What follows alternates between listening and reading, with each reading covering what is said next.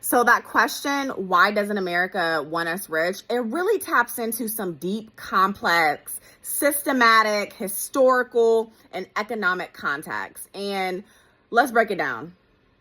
So if you notice, the system is made to prioritize labor over ownership. And so when we're in school, we are taught to learn how to work, not how to build wealth. And one more thing I want to point out about the system approach. Have you ever noticed that benefits, healthcare, things to just create a life worth living are not tied to freedom? They're actually tied to jobs. And don't forget that the wages as employees, what we make, is taxed higher than what investors and business owners are taxed at. Y'all catching on yet? Let's get into it.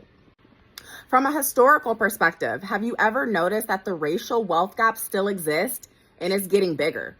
When you think about how the world or America was fueled by enslaved labor, and even then, land, education wasn't offered to everyone.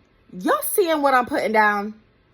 Y'all, policies, redlining, discriminatory lending, it was not set up for certain people to acquire what wealth could be, whether land or where you live or the education that you're receiving. And economic wise, consumerism is what's keeping the industries alive. Y'all ever notice that a rich population does not fuel $1 billion industry? A spending one does. It's time to wake up. The bottom line is America does not need you financially free. It needs you functioning. It needs you borrowing. It needs you spending. It needs you working. Tap in for part 2. We're going to cover consumption, overconsumption versus ownership.